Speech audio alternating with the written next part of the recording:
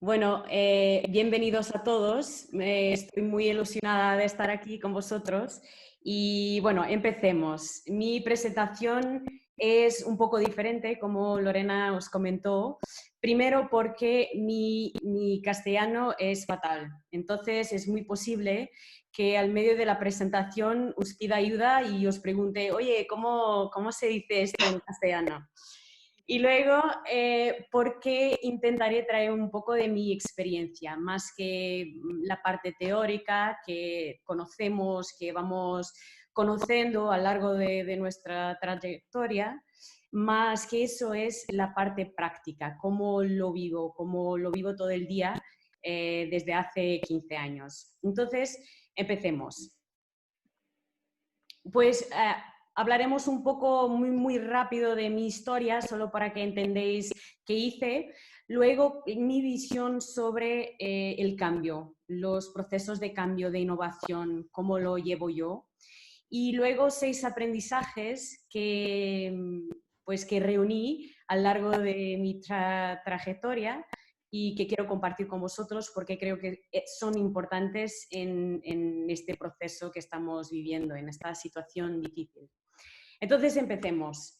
Empecé en 2006 en Portugal, en una startup que era portuguesa, pero tenía su HQ, ya empezamos, su HQ en Nueva York. Entonces tuve que, luego desde muy SEO, tuve que adaptarme a una cultura diferente, a forma de trabajar diferente, metodologías diferentes, todo fue diferente, un idioma diferente, todo diferente. Luego pasé por Dublín, un rato en Silicon Valley, donde aprendí casi todo lo que sé. Y ahora mismo estoy en Barcelona y soy responsable de producto en un centro tecnológico aquí en Barcelona con más de 140 personas. Y bueno, llevo 2 años trabajando con ellos. Trabajé desde startups, sobre todo en startups, pero también multinacionales, empresas más corporativas, más pesadas.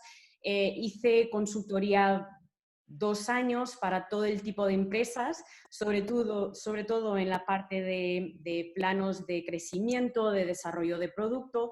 Entonces, creo que puedo decir que la única constante en mi vida ha sido el cambio y es una cosa que me ilusiona mucho. Y entonces quiero compartir con vosotros el por qué y cómo lo llevo. Para mí el cambio es increíble y es increíble porque me obliga a romper con mis creencias, con mis rutinas, me obliga a salir desde de mi entorno en que mi obsesión es solucionar problemas para usuarios, para clientes y me obliga a repensar todo lo que está a mi alrededor. Entonces, esto me encanta porque lo tengo que repensar todo. Y hay 2 puntos que son importantes para que yo haga todo esto, esta innovación, el reinventarme. Y eso es la percepción, cómo lo percepciono, los cambios, las situaciones difíciles y también cómo actúo. Y eso lo quiero repasar muy rápido. Entonces, cuando pasamos por una situación como la que estamos viviendo, es importante aceptar que la realidad no cambia. Queramos o no, la realidad es la realidad. Lo que podemos hacer es adaptar nuestra visión, adaptar nuestros negocios a la realidad, a la nueva realidad. El segundo es identificar esta nueva situación, o sea, no quedarnos pensando que es un drama y que todo lo que habíamos hecho tiene que cambiar, sino que hay una nueva situación, tenemos que conocerla y o adaptar nuestro negocio a la nueva situación. Luego, comprender y absorber el impacto y las nuevas reglas. O sea, que todo cambia y tenemos que entender qué cambia, cuál es el impacto que tiene y luego cuáles son las nuevas reglas que tenemos para movernos. Repensar. Tenemos que, como os comentaba, repensar los patrones de pensamiento, nuestras creencias y también cómo actuamos. A lo mejor la forma como como llevábamos nuestros negocios antes, no funciona de la misma manera. Entonces tenemos que hacer una adaptación también en la forma como actuamos. Y por fin, la visión. A veces es importante, en todos los procesos de cambio hay un periodo de shock, ¿sabes? De, ostras, va a cambiar todo, tenemos que ajustarnos, ya teníamos un plan definido, no va a funcionar y ¿qué hacemos ahora? Hay este periodo. Pero luego tenemos que alejarnos del drama y ver para allá de nuestro radio de visión. ¿Qué quiero decir con esto? Tenemos que pensar, estamos acostumbrados a hacer las cosas de una manera, tenemos que ser capaces de alejarnos de la realidad dramática que vivimos y pensar, bueno, ¿qué oportunidades tenemos? ¿Cómo podemos hacerlo de manera diferente? Y luego pasamos a la actuación. Una vez que percepcionamos la crisis, el cambio de la manera más correcta, podemos empezar a dar pasos en el futuro. Entonces, primero es eliminar las creencias y patrones que no nos ayudan a avanzar o que simplemente no se adaptan. Tenemos que ser muy proactivos, como Marta os comentó, no podemos bajar los brazos y tenemos que probar muchísimas soluciones. Y hablaremos sobre esto a continuación. Tenemos que enfocarnos en las prioridades ciertas. Tenemos que probar muchas cosas, pero tenemos que saber qué es que estamos haciendo y cuál es el objetivo final. Diversificar la inversión, no podemos quedarnos en una idea y tardar unos 5 meses a desarrollarla, tenemos que diversificar porque no conocemos el futuro y luego transformar, o sea, transformar las barreras en oportunidades y las dificultades en posibilidades. Tenemos que ver las cosas de forma diferente. Y bueno, aprendizajes. Esto es lo que quiero compartir. Intentaré, no tenemos mucho tiempo, pero intentaré traer historias que me voy acordando de mi vida. Pero estos aprendizajes son aprendizajes que he traído de cada una de mis experiencias en las varias empresas donde estuve. Entonces, ¿por qué quiero compartir esto con vosotros? Porque creo que son 6 cosas que podemos practicar ahora mismo, podemos empezar mañana y que de alguna manera pueden ayudar a cambiar la forma como pasamos este periodo de transición. Empecemos por el primero. Identidad. Conocer nuestra identidad, nuestra singularidad. Tenemos que conocer muy bien nuestro producto o servicio, claro. Tenemos que conocer el modelo de negocio. Tenemos que conocer nuestros usuarios y clientes. ¿Por qué es muy importante la identidad? Me acuerdo cuando llegué a Silicon Valley que me llamaron de una empresa y me dijeron, mira, tenemos este modelo de negocio, tenemos un servicio que funciona, tiene rentabilidad, pero tenemos un montón de datos y nuestros inversores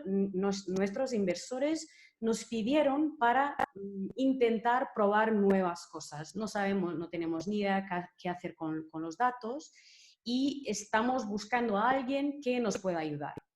Pues estuve con ellos una semana, luego 2, luego 3, luego 2 meses, 6 meses y estuve casi 3 años. Y lo que hice fue, primero que nada, conocer la identidad de la empresa. ¿Qué es que estaban haciendo?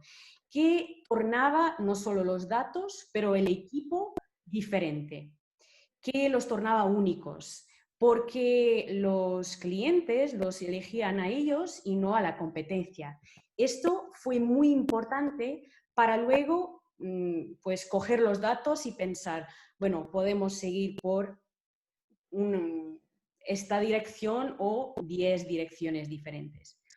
Y ahora pensáis, pero solo tenemos 3 opciones cuando estamos en una empresa. O bien somos los mejores, o los primeros, o los más baratos. Pero no, tenemos que ser especiales de alguna manera, tenemos que ser únicos, como os comentaba. Y entonces, os doy un ejemplo relacionado con empresas, que es Slack. A lo mejor casi todos conocéis Slack, es la plataforma más conocida de comunicación empresarial. Y la verdad es que no fueron los primeros, ya teníamos Skype, ya teníamos Messenger, ya teníamos varias opciones, tampoco son los más baratos porque son bastante caros, pero hicieron las cosas de forma muy diferente. Primero se enfocaron en un segmento muy específico, las empresas, la comunicación empresarial, que es muy diferente de la comunicación que hacemos con nuestras familias a través, por ejemplo, de Skype. Y luego construyeron un montón de funcionalidades específicamente para su segmento que tornó la experiencia de comunicación empresarial muy diferente. Entonces, no hicieron nada nuevo, claro que hicieron algo nuevo con la funcionalidad, pero no hicieron nada, no hicieron un producto nuevo, sino que crearon una experiencia totalmente diferente y así conquistaron el mercado. Y por eso es muy importante conocer nuestra identidad, porque una vez que conocemos qué hacemos de único, qué podemos aportar de único, a partir de este momento podemos empezar a pensar en ideas de cómo pues conquistar un mercado nuevo, cómo conquistar nuestro actual mercado de una forma diferente, con base en las circunstancias diferentes. El segundo es la cultura. Es fundamental crear una cultura muy fuerte. ¿Y esto por qué? ¿Qué quiero decir con una cultura muy fuerte?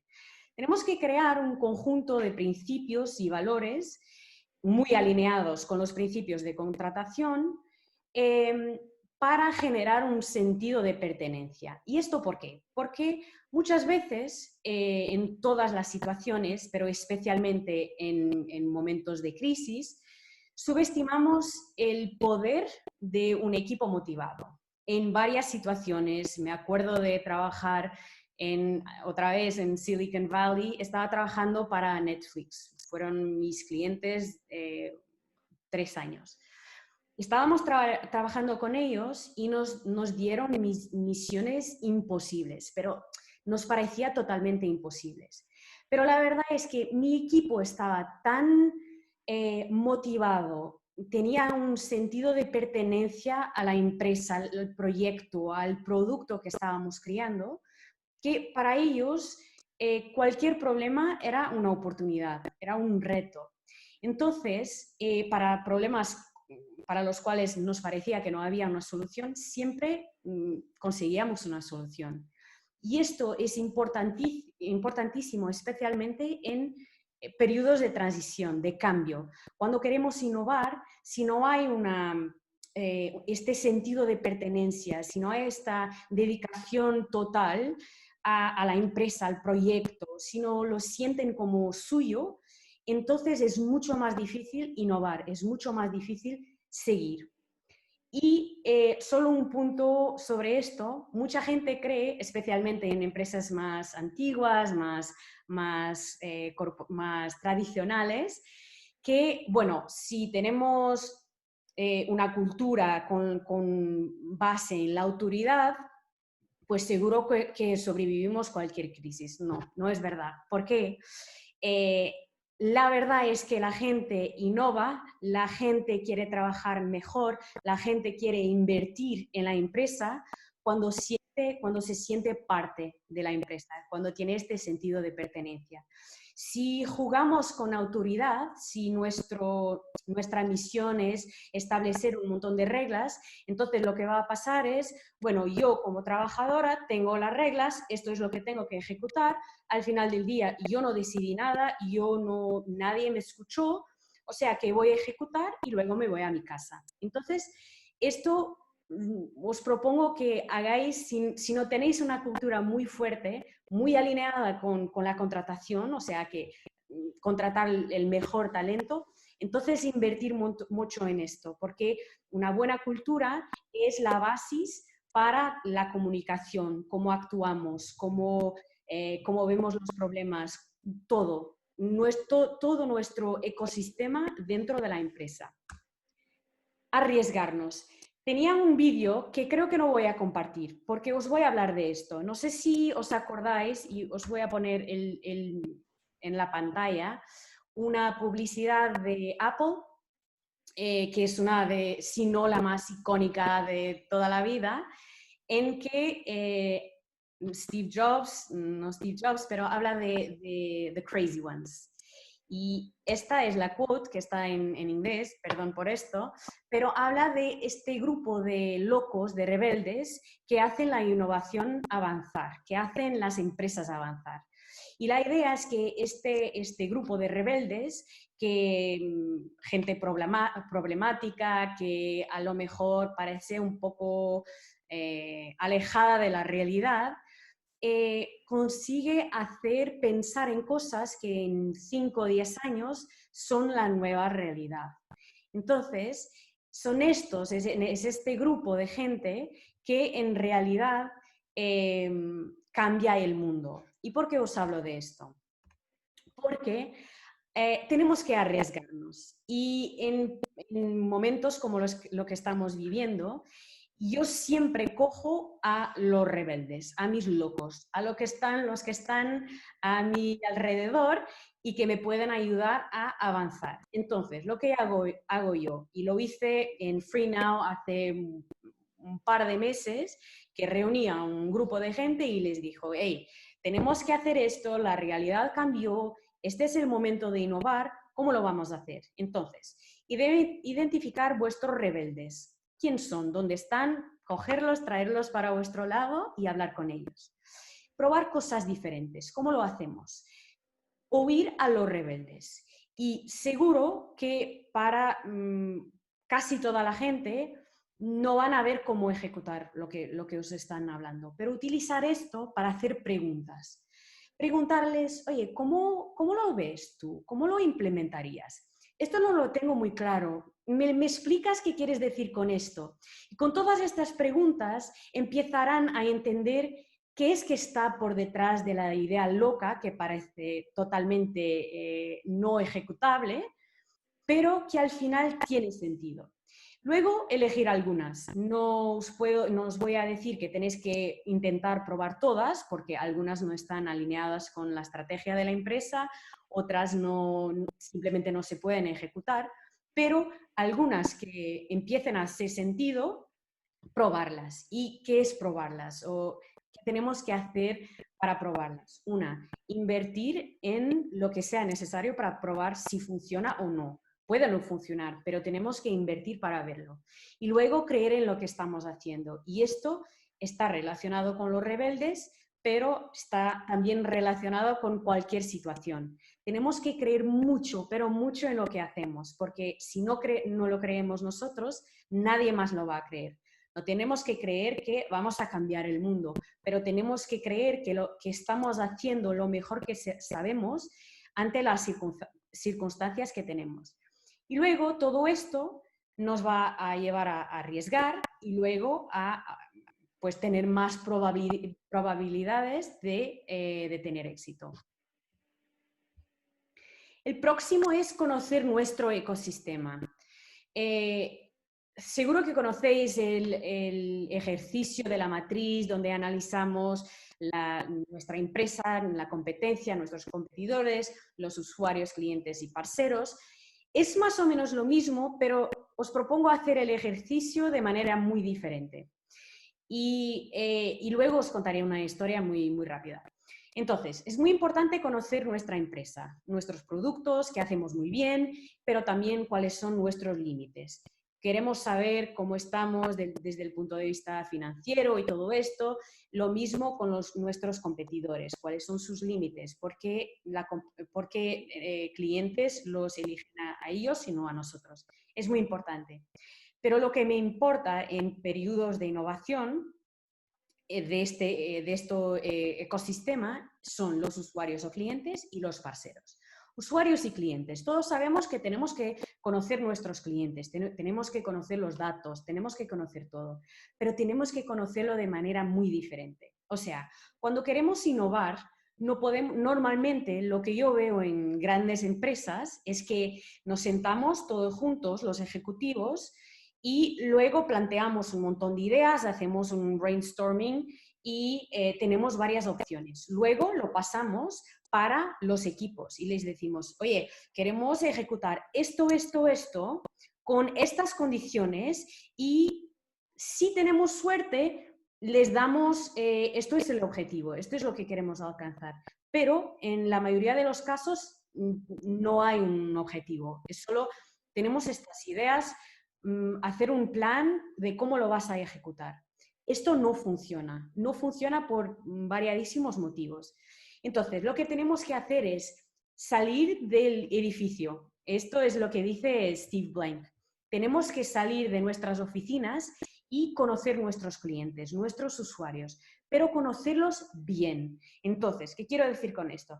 Tenemos que saber cuáles son sus motivaciones, tenemos que saber cuáles son sus problemas, qué los hace no dormir por la noche, cuál es su vida, cuáles son sus rutinas. Tenemos que conocer todo lo que hay para conocer, tenemos que ponernos en su piel. Tenemos que conocer también nuestros usuarios o clientes para que podamos pensar, vale, ¿qué soluciones tengo para sus problemas? O a lo mejor no podemos solucionar sus problemas, pero podemos tornar su vida un poco más fácil, un poco más práctica. Entonces, para podermos pensar en soluciones, para podermos innovar, es muy importante conocer quién son los usuarios, quién va a utilizar nuestro producto o servicio.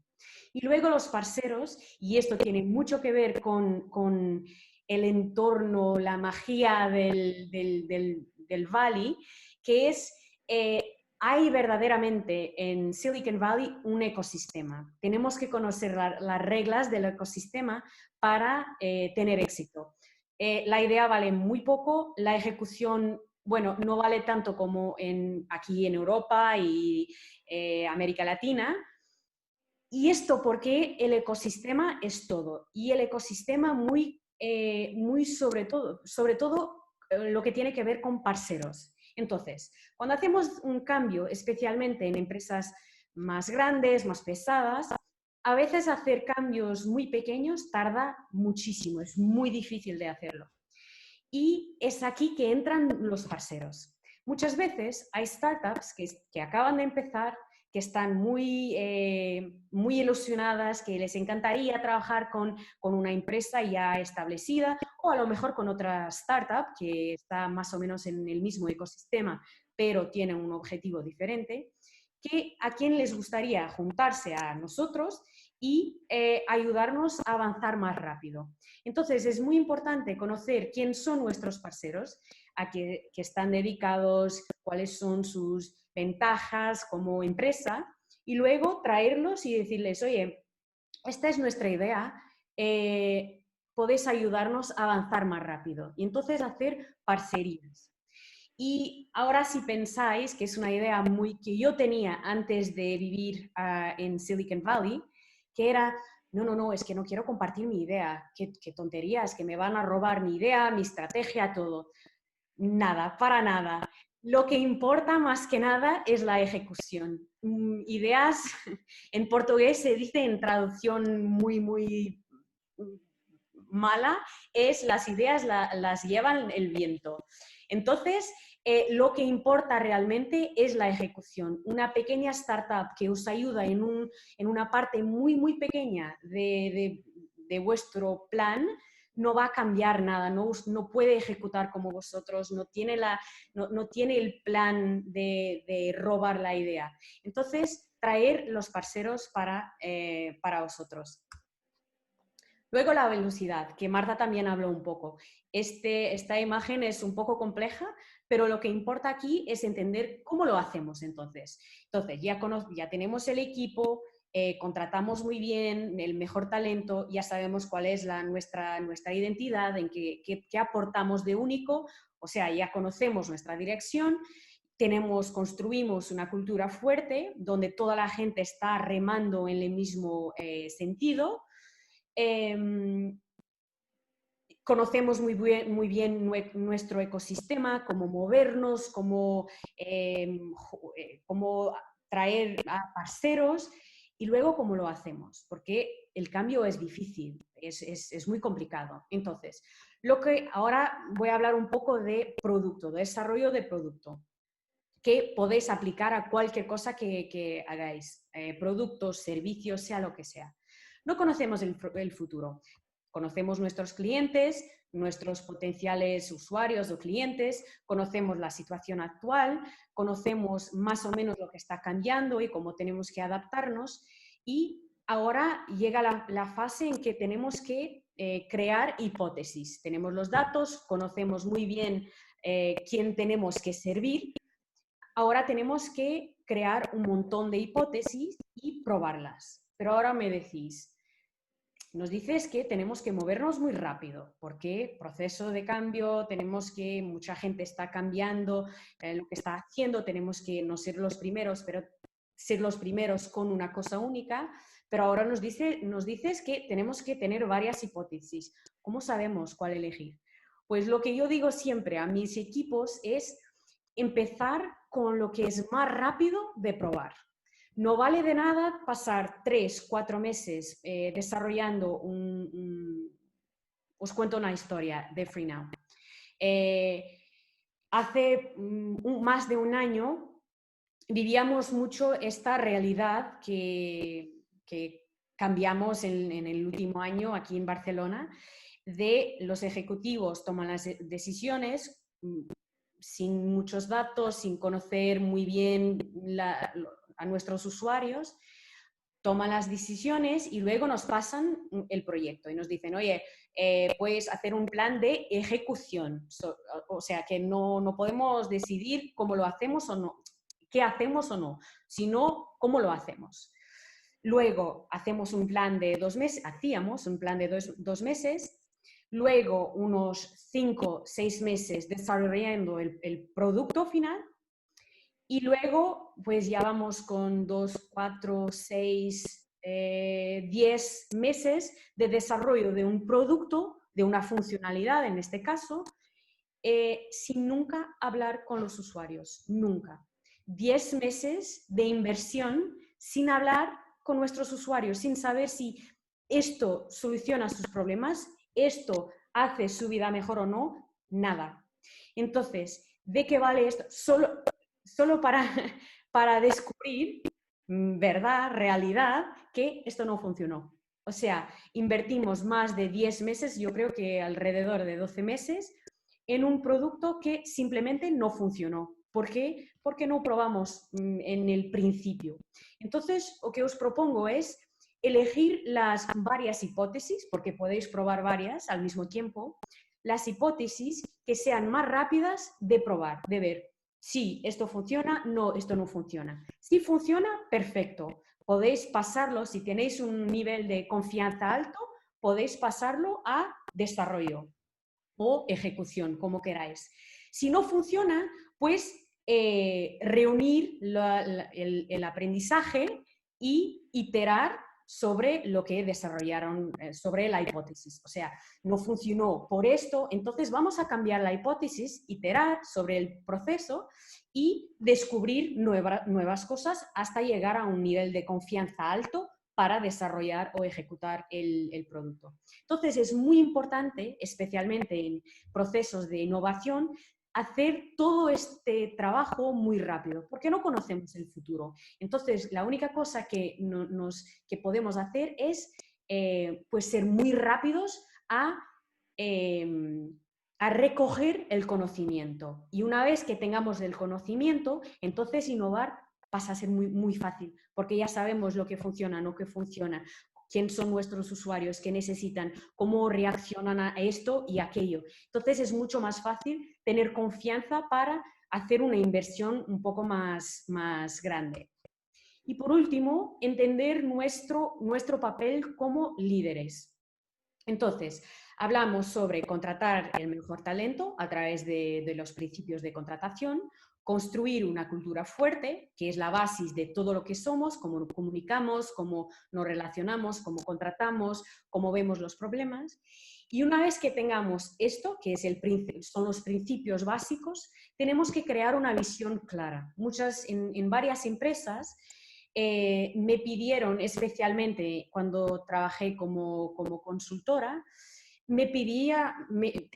estaban intentando desarrollar algo y me decía muchas veces, no, es que estamos trabajando muchísimo, ya tenemos gente muy buena, pero la verdad es que no llegamos a ninguna parte, es que no sabemos qué pasa.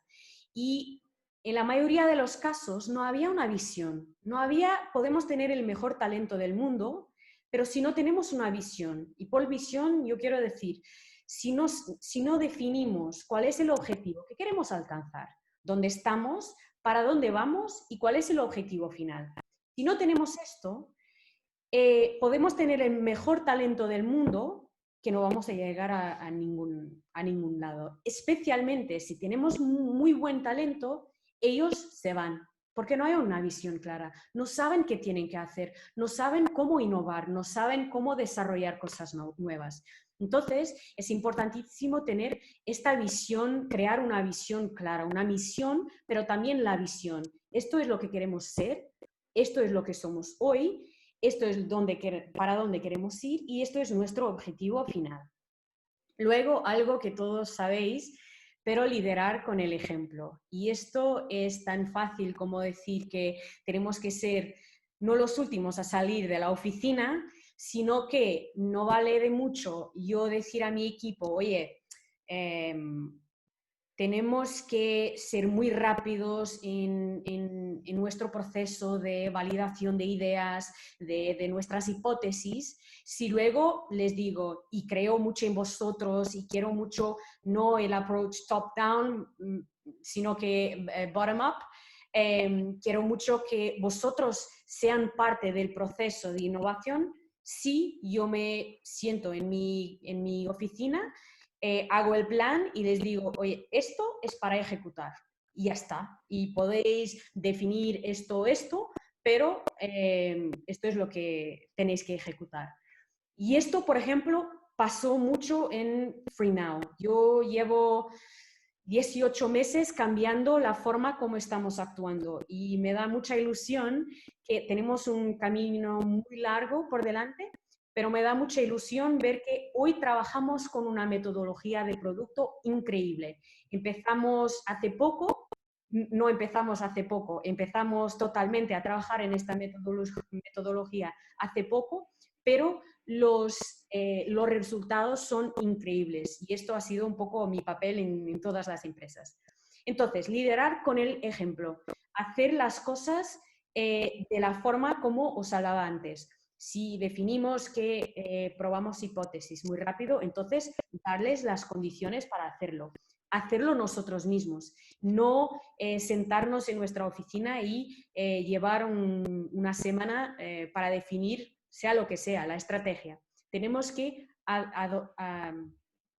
adaptar nuestra vida, la forma como llevamos nuestros proyectos como ejecutivos, de la misma forma que pedimos a nuestros equipos.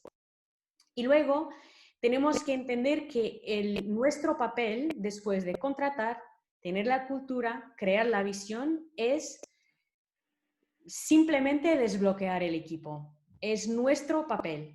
Si tienen un problema, tenemos que desbloquearlos. Si no tienen un problema, dejarlos trabajar, porque ya tenemos la visión, ya tenemos todo lo que necesitan para poder trabajar e innovar.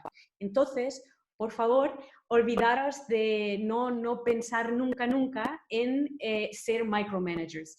El micromanager mata toda y cualquier tipo de innovación. Entonces es muy importante nosotros como líderes crear las condiciones que nuestros equipos necesitan para luego ejecutar, crear, innovar, sea lo que sea. Y especialmente entender que nosotros, cuando contrato a gente, intento contratar gente más inteligente que yo, primero, y luego gente que tiene experiencia mucho más experiencia que yo en áreas específicas. O sea que estoy creando la mejor cultura, el mejor entorno posible para que podamos innovar. Y luego, cuando es tiempo de decir, de analizar los resultados, porque al final lo que queremos es resultados, mi papel es decir, mi equipo aquí está, hicieron un trabajo excelente y garantizar que saben lo que están haciendo, que están motivados para seguir trabajando. Y lo mismo hago cuando no lo hacen bien. Pero es muy importante, especialmente en empresas más tradicionales, yo veo mucho esto y terminaré en un minuto.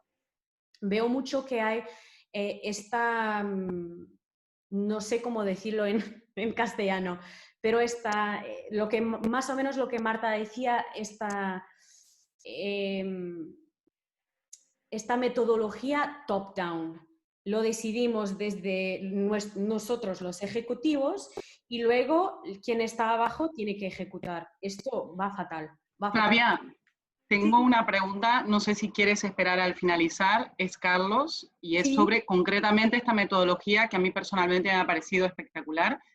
¿Te hago la pregunta o prefieres dejarlo para el final? pregúntame, ya está. Ok, mira, Carlos tenía dos preguntas. Una, que qué significa parceros. Le hemos respondido con Nicolás, que es el que lleva el área de innovación en ADEN Mendoza, en el Foro Tecnológico de Mendoza, pero preferimos que lo digas tú. Nosotros hemos respondido humildemente que parceros significa socios. Yo he dicho stakeholders claves, pero quisiéramos que tú respondas. Y la otra pregunta que tiene Carlos es, ¿cuáles de estos 5 pasos de la metodología que recién comentabas piensas que es el más difícil y el más fácil? Vale. Parceros, eso. No tenía ni idea que parceros no existe en castellano, pero Y sí. parceros en colombiano significa amigo, y hay gente de Latinoamérica que te está escuchando, por Qué eso. bueno saber eso.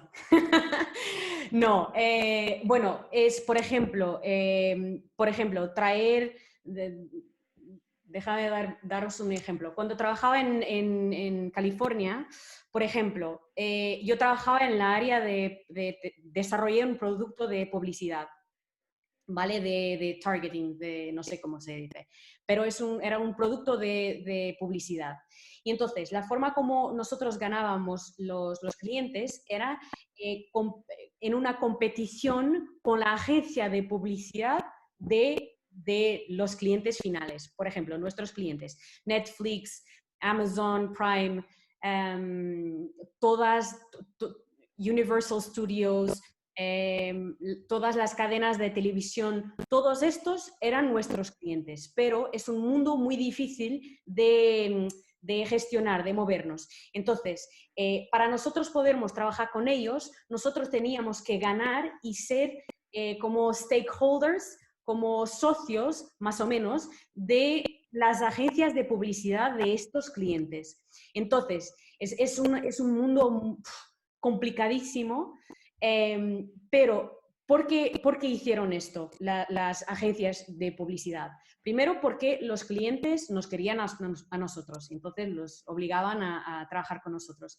Y segundo, porque lo que nosotros hacíamos no era su negocio principal, más o menos. O sea, hacíamos una cosa muy específica, teníamos un servicio y un producto de SaaS, de Software as a Service, que estaba, que, que, que hacía su propuesta mucho más rica. Entonces es esto que quiero deciros, es encontrar a la gente que os ayuda no solo a moverse más rápido, pero también a gente que puede ayudar a hacer vuestra propuesta un poco más rica, cosas en las cuales no queréis invertir porque no, no vale la pena, pero que si tenéis mejor, porque la propuesta, cuando hacéis una propuesta a un cliente es mucho mejor, o cosas que simplemente sin las cuales no podéis,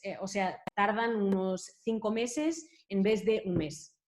Entonces, esto es lo que quiero decir con los parceros, que al final no son parceros, son socios o stakeholders. ¿Qué más? La otra pregunta, déjame abrir. De los 5 pasos, de los 6 pasos, ¿qué es lo más difícil? Cultura, sin duda.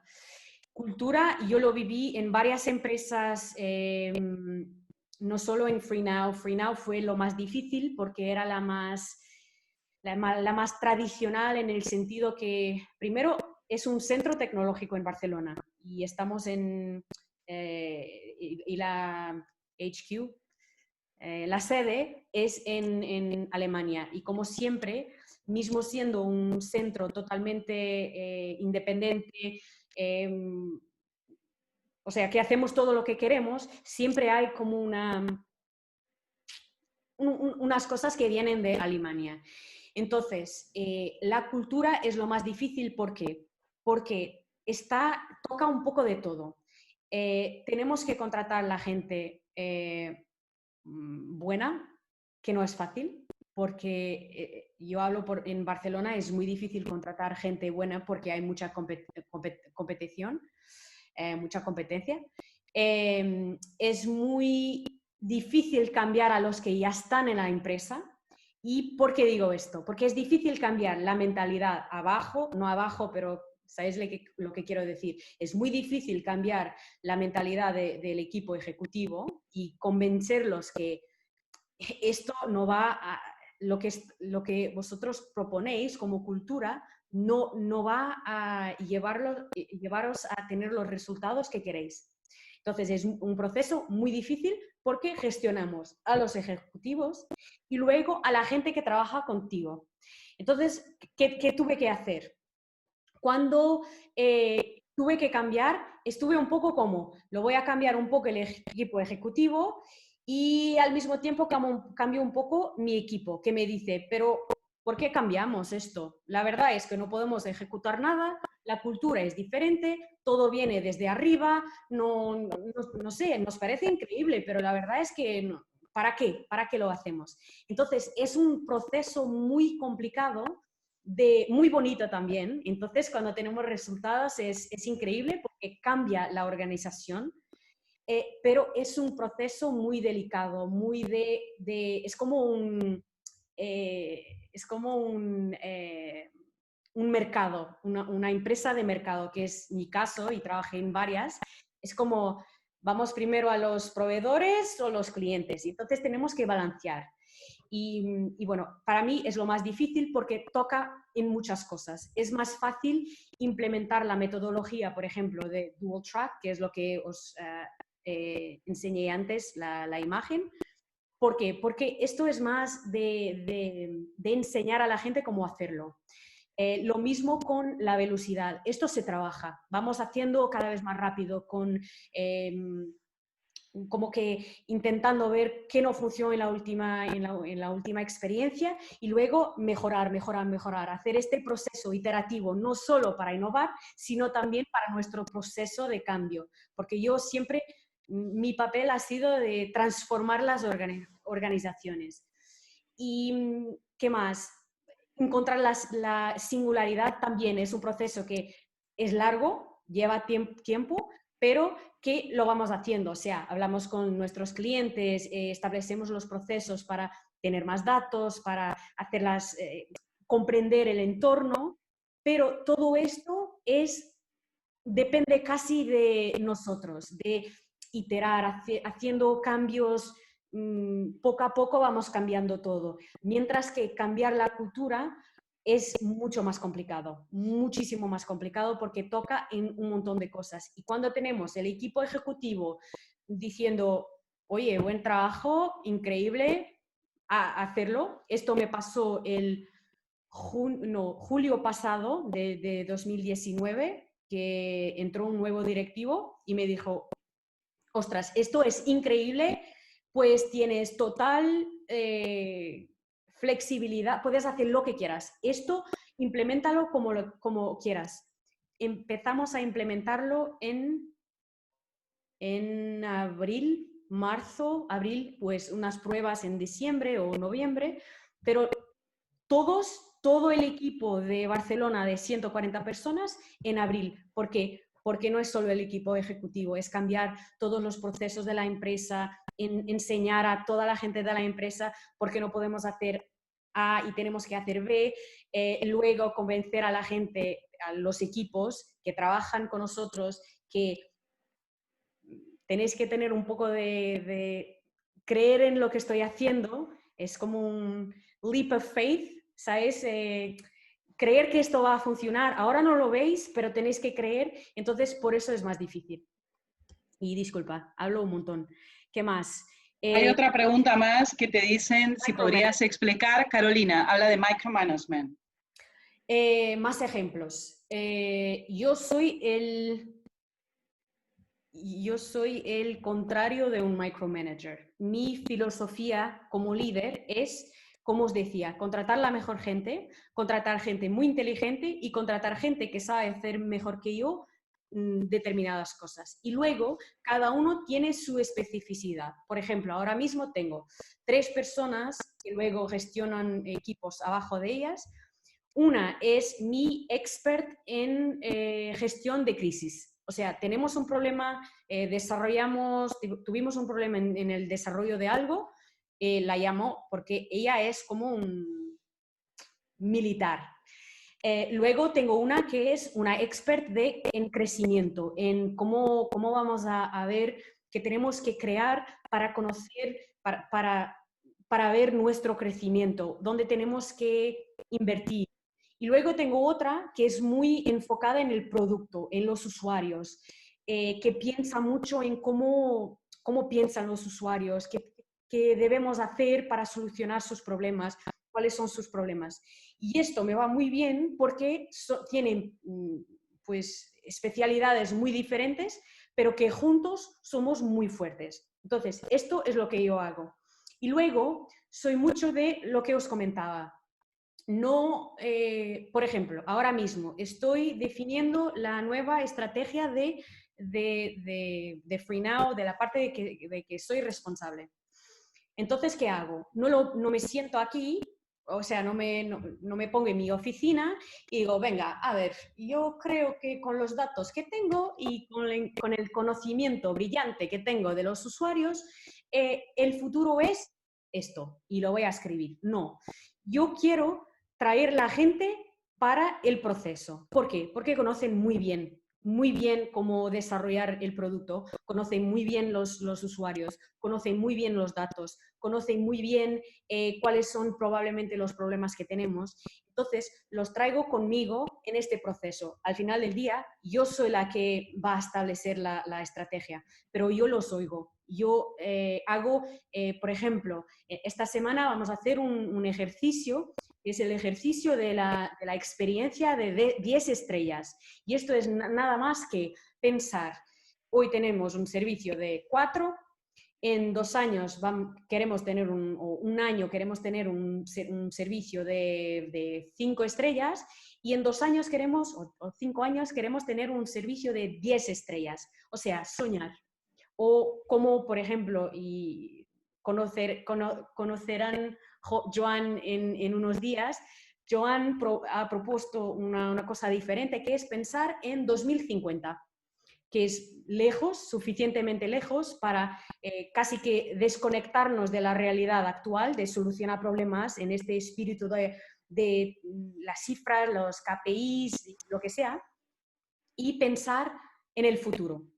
Entonces los traigo mucho conmigo. Y luego, una vez que tenga esta visión clara, que tengamos una estrategia, que tenga los equipos coordinados, muy bien alineados, yo hago esto. Y entonces, por ejemplo, un ejemplo muy claro de mi filosofía del contrario de ser micromanager. Yo no hago preguntas, casi nunca hago preguntas. ¿Por qué? Porque mis equipos saben que tienen que, comunicar conmigo cuál es el plan. Entonces, siempre que empezamos algo, yo sé cuál es el plan. Segundo, solo tienen que darme un update si hay un problema. Y entonces, cuando hay un problema, esto es el momento que os hablaba de desbloquear, en que yo entro en acción. Este es mi papel.